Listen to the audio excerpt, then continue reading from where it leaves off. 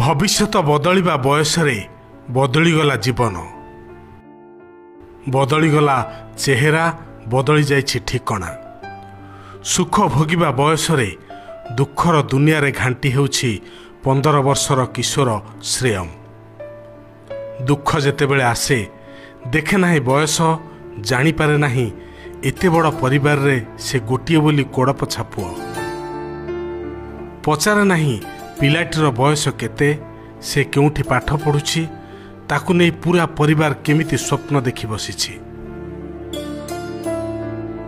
Jagatsinghpur जिलार एरसमा block Chatua गाँव श्रीनिवास मिश्र 15 वर्षीय पुओ श्रेयम मिश्र, जो बयसरे पाठ पढ़ी सांगसाथी सह समय बितेबा कथा, सेई बयसरे दिन कटुछि मेडिकल बेड रे।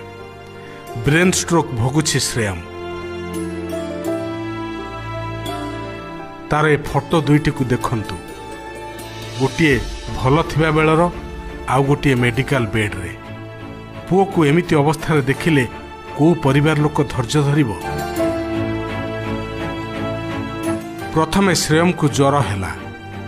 साधारण ज्वर भावी घर लोके साधारण चिकित्सा कले। ज्वर हेउथिला आउ छाड़ी जाउथिला। एमिति एमिति चलला 3 मास। प्रथमे जगतसिंहपुर, तापरे कटक बड़ मेडिकल। किंतु कटक रे डाक्तर कहिले तार किछि होइनी, औषध खाओ, ज्वर छाड़ी जिवो। किंतु भुवनेश्वर आनिला परे जना पड़िला श्रेयम को ब्रेन स्ट्रोक। एबे से आईसीयू भितरे वेंटिलेटर रे। किंतु चिकित्सा पाई गरीब परिवार लोकों पाखरे टंका काहीं। बापा श्रीनिवास मिश्र पुअर चिकित्सा पाई एबे चिंतारे पड़िछंती। जहा जमा पुंजी थिला सब सरीगलाणी। धार उधार करी ऋण रे बुड़िलेणी। बापा श्रीनिवास जने चाषी, एते टंका आनिबे कोठू? पुओ वेंटिलेटर रे। बीएसकेवाई कार्ड नाही किंबा घरोई स्वास्थ्य कार्ड मध्य नाही। एबे तांको भरोसा अन्यर साहाय्य।